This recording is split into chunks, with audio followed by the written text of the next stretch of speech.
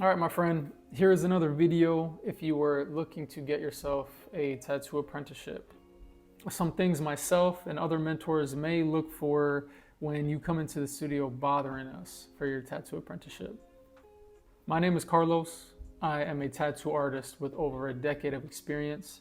I've tattooed in my home, in my room, to having an apprenticeship with a full-time job, to moving to a completely new city, starting over, and now a full-time tattoo artist. I've spent a few hours now making videos packed with experience and knowledge that I can give to you in hopes that it'll bring you some value and you can have a much faster result as to what I had. So stay till the end and I'll give you a tip.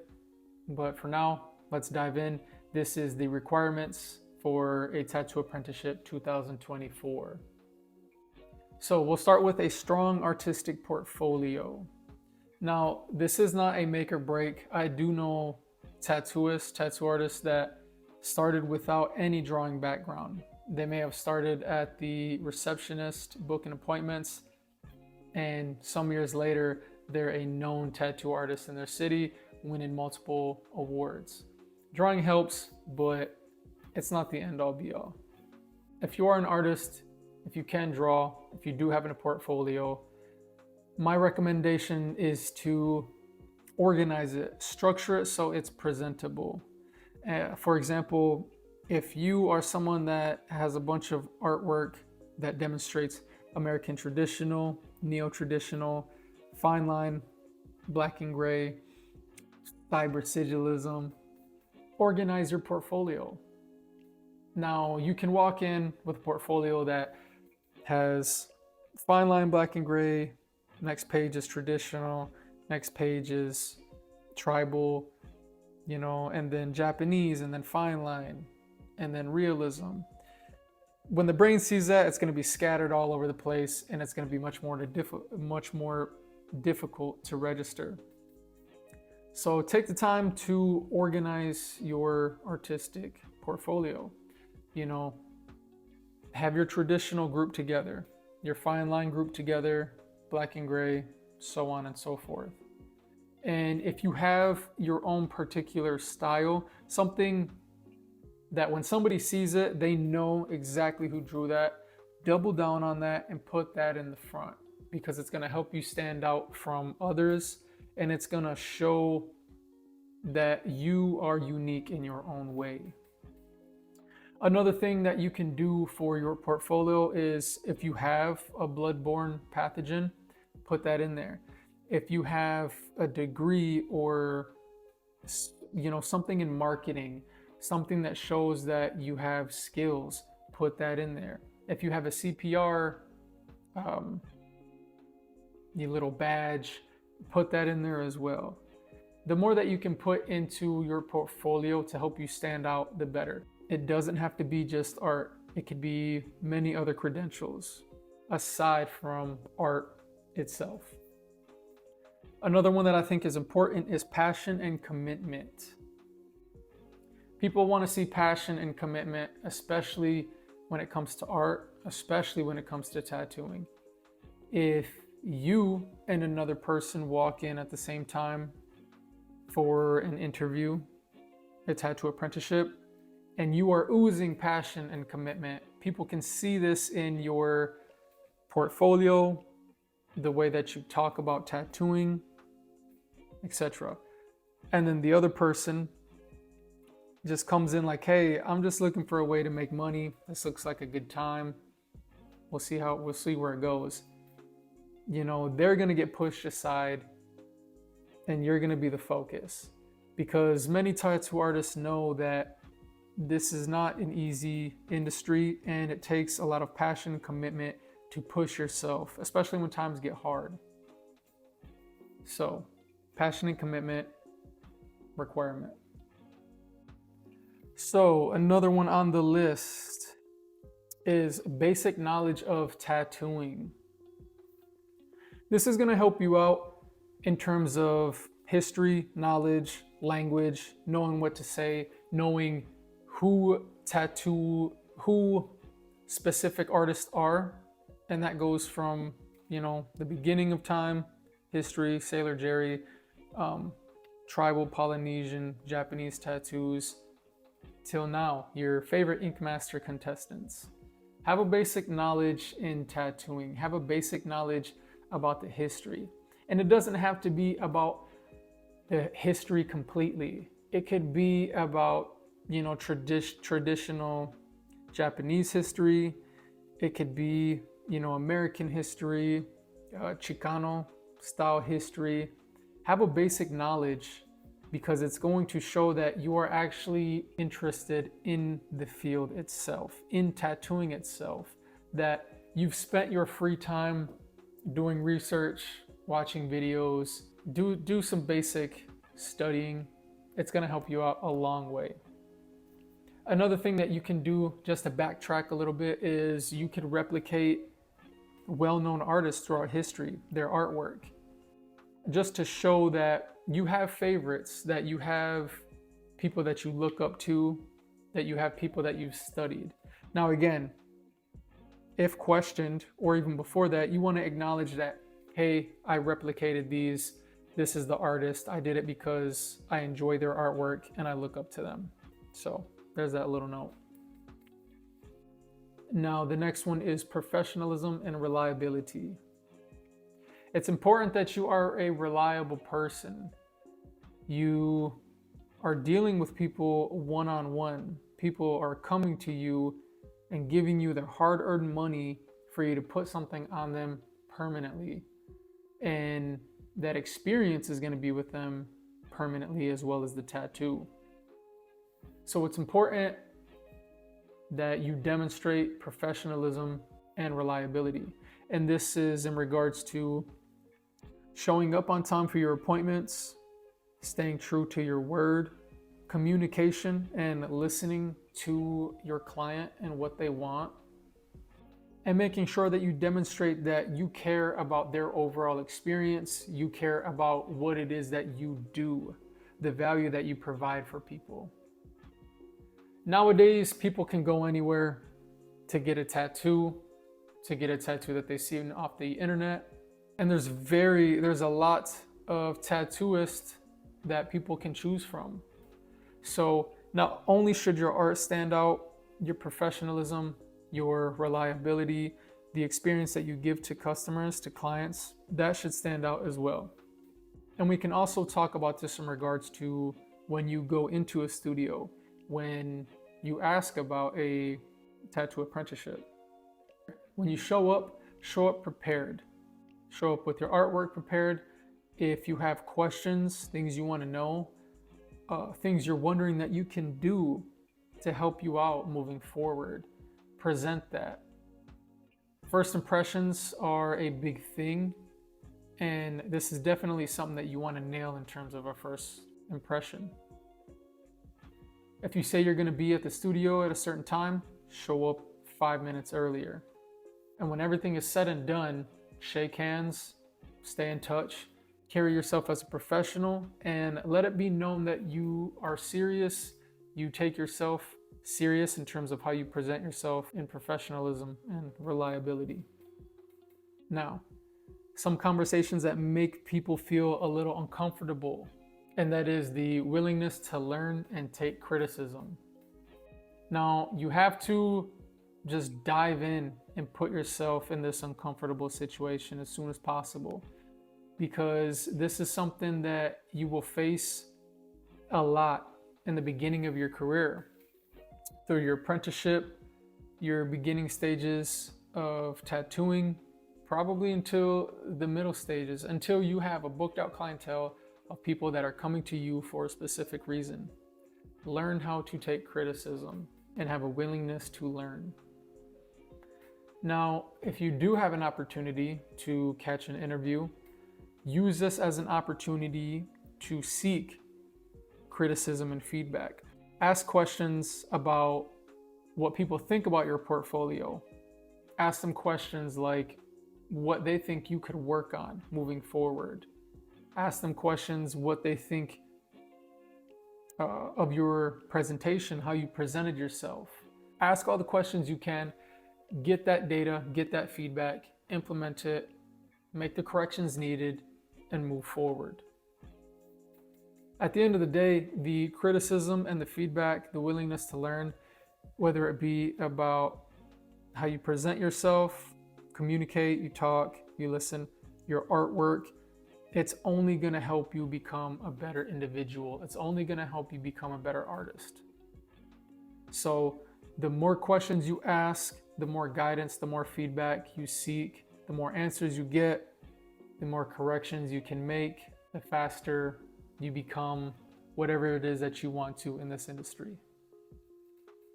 So next on the list is good hygiene and sanitation practices. Now let's go over the hygiene. Take care of yourself. It is important. Nobody likes people that smell unless you are somebody that smells. The only people that like smelly people are smelly people themselves. Take care of yourself.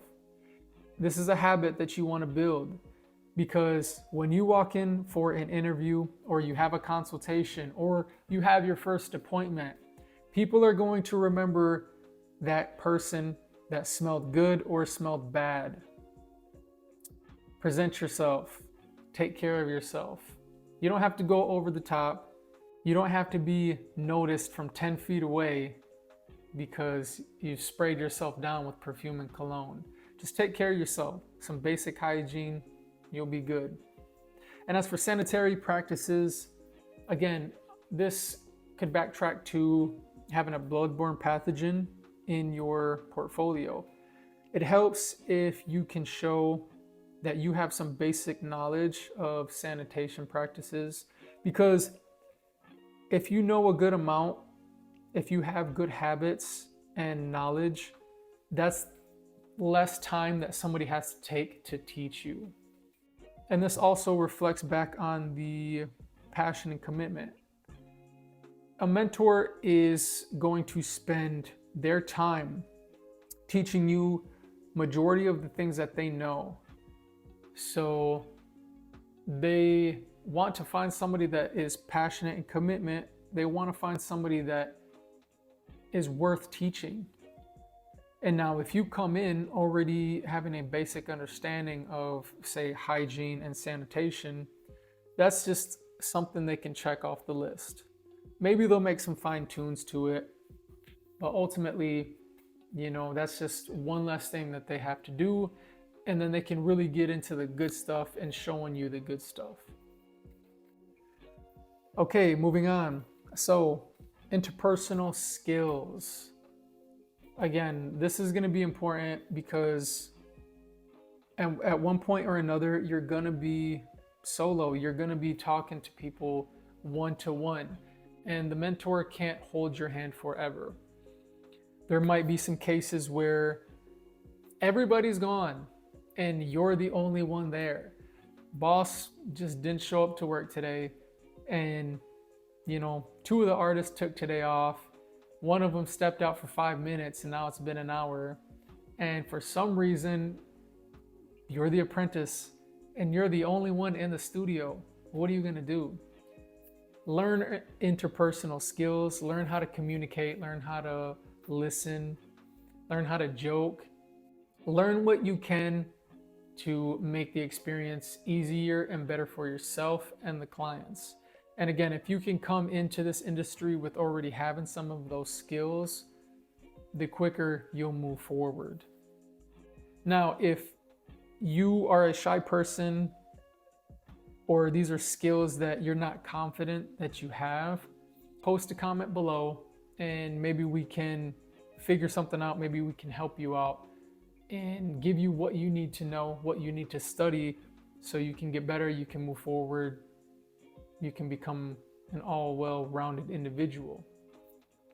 If I had to give you, say, 3 subjects to study that will help you move forward much quicker, I would say learn how to listen. Once you can listen and you are a good listener, then you can ask good questions. Learn how to ask good questions. Learn how to pull information out of people. Learn how to be in the moment, in the conversation, and not in your head. If you're in the moment, you're in the conversation, you're listening to what they're actually saying, and you're asking good questions, that's some of the most important information that you need in order to deliver to the client what it is they want in their tattoo. So take that for now, do what you will with it. Moving on. We'll talk about dedication and continue learning. If you have a mentor, depending on what scenario, what situation they're in, maybe they have a lot of time and maybe they don't. So again, they're not going to be able to hold your hand the whole time. You need to have your own willingness to continue learning. This is an industry that is never ending when it comes to learning. There is always going to be something new, whether that's related to your artistic ability, systems and organization, tattooing itself, tattooing techniques, personal skills, or social media. This is a never-ending industry that is to do with learning. One thing that I still have to beat into my own head, and I do my best to remember these days, is to be a student, is to make sure that I'm always learning. Now, sometimes my ego gets in the way of that, but I have to check myself, and I do. And I make sure that I'm in a position to where I ask questions and I'm willing to learn from the tattoo artist that has 5 studios nationwide, been tattooing for 25 years, all the way down to the apprentice. This is an industry that is always growing. Make sure that you're always learning and you're always growing with it. As Jack Rudy once said, keep up or get left behind. And now we will talk about respect for the community and the culture. This is not an easy industry. Some people may look at it from the outside and think that it's just coloring on people, making art and getting paid. But it is so much more than that. There's a lot that could be said about this. I'm quite interested in having conversations with old timers. Myself, I worked in a studio in a tattoo shop where majority of the people there and that worked there had me by 20 to 25 years in age. The studio, the tattoo shop that I worked at, Sky Images, was the very first tattoo shop in my hometown, in my city, Muskegon, Michigan. And the stories that I would hear from those guys, they were very interesting.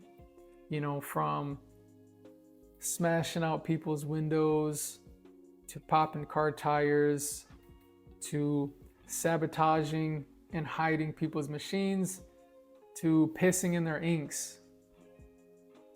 This is a tangent, but I'm very grateful that I was able to witness some of the habits, the language used, the ideas of people that were in the industry when it was frowned upon. And even though that it was frowned upon, it was challenging, it was a lot of work. Being able that I was able to see that, it made me have a respect for old timers, for the history itself. I mean, if you think about it, there wasn't any social media. For most of the time, it was illegal. It was word to mouth. So you had to do a lot of self-promotion or, have a name for yourself and be good at what you do. You had to make your own tools. You had to fix and adjust your own tools, your own equipment. You had to be a crafty person. A crafty person was what you needed to be in all aspects of tattooing. So I think this is a topic that I could go on hours about. and branch off, but we'll call it right there.